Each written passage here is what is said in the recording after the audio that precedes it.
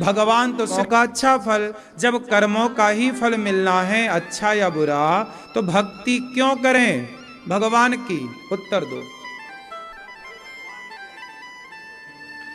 फल तो भगवान देंगे, लेकिन अच्छा करोगे तो अच्छा देंगे। भगवान तो फल बदल नहीं सकते। हमने अच्छा किया है तो भगवान को तो अच्छा ही देना पड़ेगा ना। हमने बुरा किया है तो ईश्वर बुरा ही तो देंगे। तो फिर भक्ति क्यों करें? आप बताओ चश्मा वाले भैया, फिर भक्ति काहे करें? आप न बताओगे?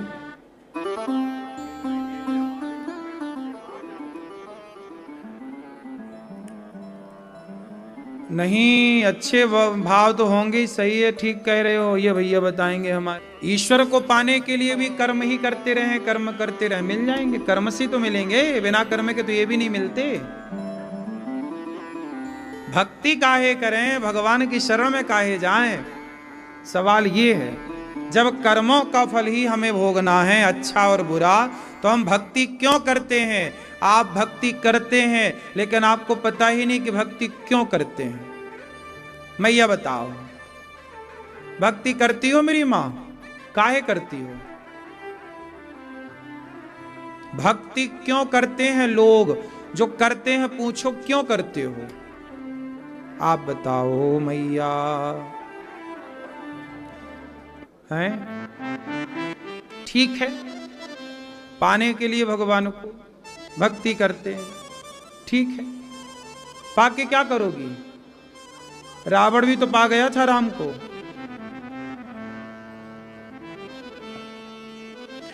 देखो, इसका मूल जो रहस्य है, कारण है, वो ये है कि हम क्या हो रहा है हमारे साथ, एक लफड़ा चल रहा है हम सबके साथ।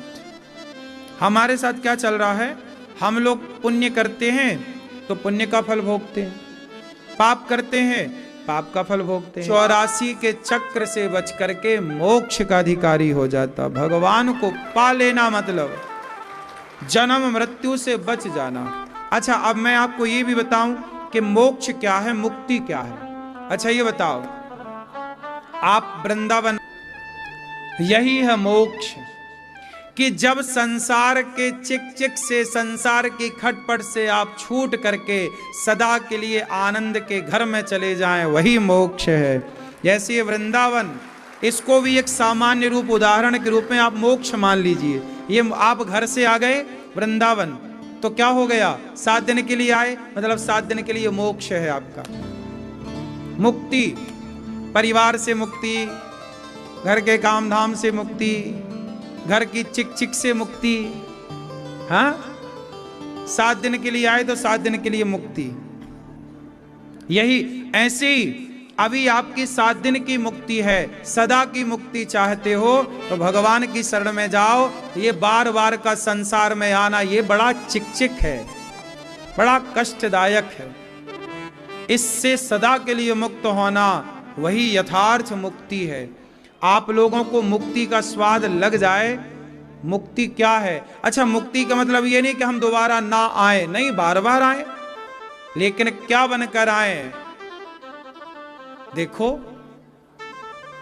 आप इस संसार में बार बार आओ, मीरा की तरह आओ, सूरदास जी की तरह आओ, तुलसीदास जी की तरह आओ। ये सारे संत कौन है? ये मुक्त संत हैं। आते हैं, भक्ति का प्रचार प्रसार करते हैं, फिर मुक्ति की ओर चले जाते हैं, भगवान के धाम में बैठ के आनंद करते हैं। जितनी बड़ी ये पृथ्वी है, इससे कई गुना बड़ा भगवान का एक धाम है। उस धाम में भगवान के तमाम भक्त रहते हैं, मुक्ति वाले। भगवान वहीं से सप्लाई करते रहते हैं, जाओ काम करके आओ, फिर वहीं चले जाओ। तो वो मुक्ति है। एक तो वो पिसा जा रहा है, जन्म मृत्यु, और एक वो है जो अलग है उससे। तो अलग होना चाहते हैं तो एक ईश्वर की शरण में जाएं। इसलिए जो भगवान के आश्रित होता है, नमे भक्त्या प्रणश्यति, भगवान कहते हैं जो किसकी? सत्य की कि झूठ की? सही बताओ। आप सच्ची बोलती हो कि झूठ बोलती हो? हैं? सच बोलती हो? कितने बच्चे हैं आपके? एक। आपका ही बच्चा है? एक ही है? आपका ही है ना? अरे आपका कहाँ है? बाहर रहता है, फॉरेन है। पति कहाँ है? आपके ही हैं?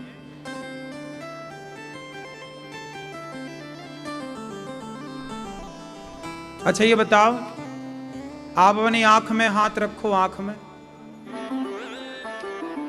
उस जगह हाथ रखो, शरीर के उस अंग में हाथ रखो जिस अंग को आप कह सको कि ये मेरा है। रखो। अब वो शरीर का कौन सा हिस्सा है जो आपका, जो कह सको कि ये मेरा है? कोई भी नहीं है, कोई भी नहीं है। आंख यदि आपकी थी तो अंधी क्यों हो गई? बुढ़ापे में कम दिखने लगता। कमर आपकी थी तो दर्द क्यों आ गया? पांव आपके थे तो बुढ़ापे में दर्द क्यों हो गया? कुल मिला के निष्कर्ष निकला कि शरीर भी अपना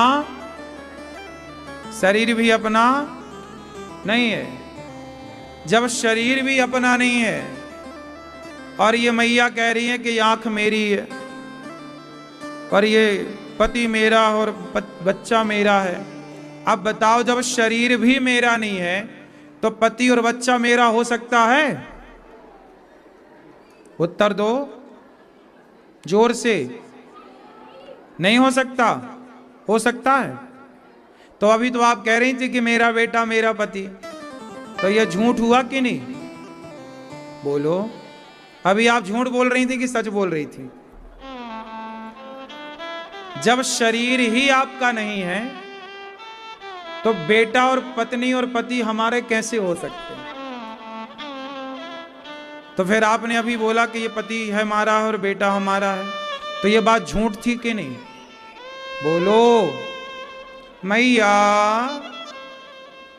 क्यों भैया, झूठ बोलना पाप है? नदी किनारे सांप है?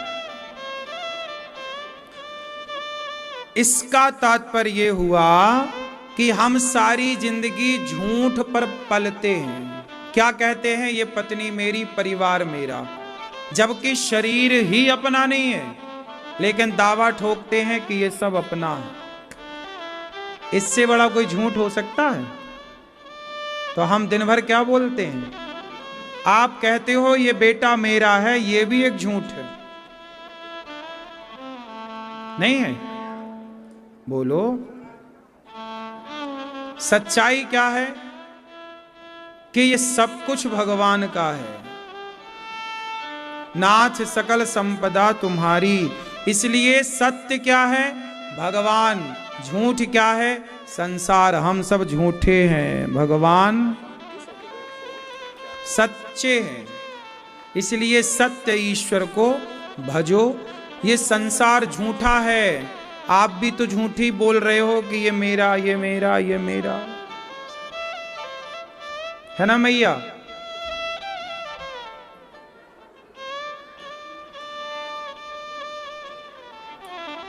मैया झूठ है कि सच है? सब कुछ मेरा है, सब कुछ भगवान का है, इसमें से क्या सही है?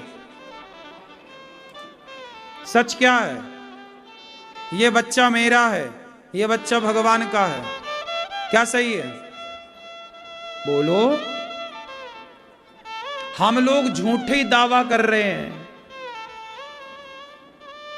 ये जमीन जो है ना, ये स्क्वायर फीट की हम लोगों ने रजिस्ट्री करा ली, वैनामा करा लिया, और हम लोगों को लगा कि अब हम इसके मालिक बन गए। भूस्वामी कौन है? पृथ्वी का पति कौन है? बोलो। यथार्थ में पृथ्वी का पति कौन है? भूस्वामी कौन है? बोलो भाई। जब पृथ्वी को हिरण्याक्ष ने पाताल में छिपा दिया, समुद्र में छिपा दिया, तो पृथ्वी की स्थापना किसने की? वाराह भगवान ने। 12 भगवान ने आकर के हिरण्याक्ष को मारा, अपने दांतों में पृथ्वी को रखा और पृथ्वी की स्थापना की। मतलब पृथ्वी के पति कौन है? बोलो, भगवान। प्रकर के प्रभु आपका है, आपका दिया प्रसाद है, हम तो आपकी जगह पर रह रहे हैं। अब ये वृंदावन बिहारी जी का है, हम तो बिहारी जी की गोद में रह रहे हैं। ये कोई हमारा थोड़ी है, ये तो बिहारी जी का है। और हम वृंदावन में मतलब बिहारी जी की शरण में हैं। हम कहें नहीं ये वृंदावन में ये जगह हमारी नहीं, सब कुछ पूरी वृंदावन की जगह बिहारी जी की है और हम तो उनकी जगह में रह रहे हैं, किराएदार हैं हम। हम कौन हैं? किराएदार। तो समय से किराया दो। जो घर आपका है ना, आप उस घर के मालिक हो कि भगवान मालिक हैं? बोलो। जिस घर में आप रहते हो उस घर को ये भाव रखो कि ये भगवान का घर है, हम भगवान के किराएदार हैं। हम क्या हैं? भगवान के। और किराया चुकाओ। आप भगवान के किराएदार हो? किराया चुकाते हो? क्या चुकाते हो बताओ? कैसे किराया चुकाए? हाँ, रोज सवेरे शाम उनका ध्यान करो, उनका सुमिरन करो, उनका स्मरण करो, रोज भगवान का नाम जप करो और ये भाव रखो कि हमने यदि आज 10 माला जपा तो ये 10 माला मतलब आज हमने भगवान का किराया चुका दिया, आज का किराया चुक गया। नाम जप करो, ध्यान करो, इतना ही तो बस बात है। अब आप लोग नाम भी नहीं जपते, भगवान का चिंतन भी नहीं करते, दिन भर झूठ पे झूठ, झूठ पे झूठ बोलते चले जाते,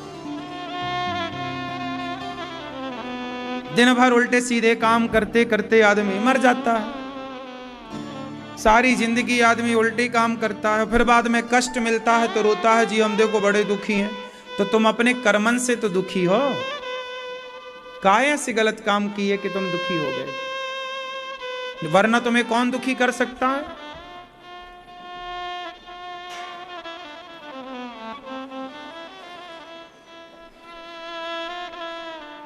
भगवान सच्चिदानंद स्वरूप हैं, भगवान आनंद के सागर हैं। संसार में हमें सुख मिलता है, पत्नी आपको क्या देती है? सुख। पति आपको क्या देता है? सुख। बच्चे आपको क्या देते हैं? सुख। दुकान मकान पैसा क्या देता है आपको? सुख। सब में आपको सुख मिलता है, लेकिन जहां से सुख मिलता है वहीं से दुख भी मिलता है। लेकिन भगवान की शरण में जाओगे तो भगवान सुख ना देंगे, सुख जहां मिलेगा वहां से दुख भी मिलेगा, पर भगवान की शरण में जाओगे तो आनंद मिलेगा। इसलिए सच्चिदानंद। भगवान क्या देते हैं? आनंद। और आनंद का उल्टा कुछ नहीं होता। सुख का उल्टा क्या होता है? दुख। जहां से सुख मिला है वहां से दुख भी मिलेगा, क्योंकि प्रकृति है ना, जो आपको हंसाता है वही आपको रुलाता है, ये नेचर है। पत्नी जब तक रहेगी सुख देगी, चली गई तो पुरुष रोता है कि अब चली गई बुढ़ापे में, सुख मिला था तो दुख भी मिलेगा। बेटा छोड़ के चला जाए तो दुख भी मिलता है, ये नेचुरल है, प्रकृति है। ये संसार से आपको सुख मिलता है।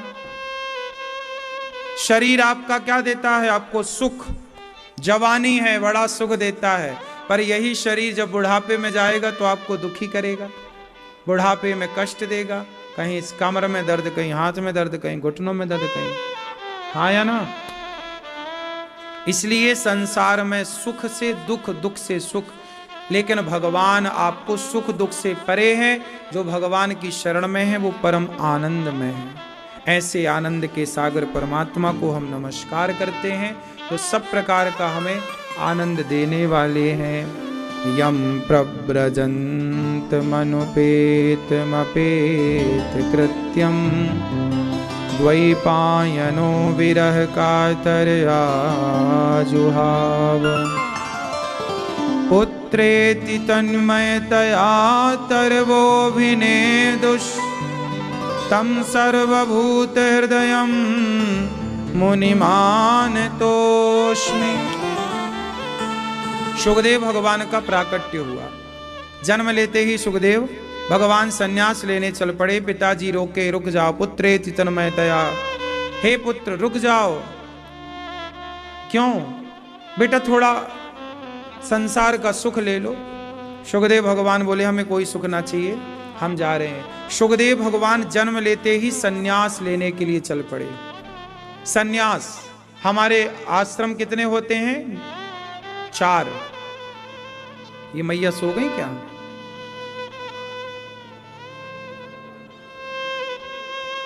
मैया राम राम, नींद आ गई आपको?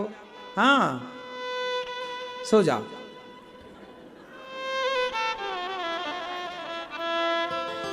चलो, विवाह हो जाए तो पत्नी और पति में मन लगाओ और गृहस्थी में रहो।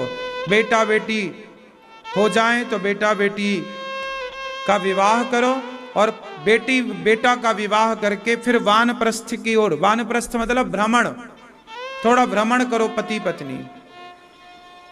आजकल ना लोग शादी के तुरंत बाद भ्रमण कर लेते हैं, दुनिया हनीमून मनाने गए और बुढ़ापे में फिर बेटा बहू की लाते जूते खाते घर में ही रहते हैं। जब निकलना चाहिए तब निकलते नहीं है,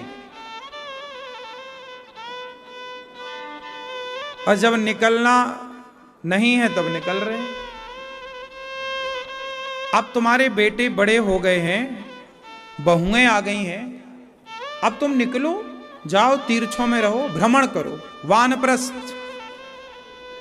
कुछ समय बाहर बिताओ, तीर्थों में बिताओ, बेटा बहू को जिम्मेदारी दो, कमाओ बेटा खाओ, कंधे मजबूत होंगे बच्चों के, समय से बाप काम छोड़ देगा, समय से बच्चे पकड़ लेंगे तो समय से जिम्मेदार हो जाएंगे। एक बात बताएं, कंधे मजबूत कब होते हैं? जब समय सिर में जिम्मेदारी आती है। आज के छोरा छोरी बिगड़ काहे रहे हैं? आज के लड़के काहे बिगड़ रहे हैं? क्योंकि समय से माँ बाप ने जिम्मेदारी नहीं दी।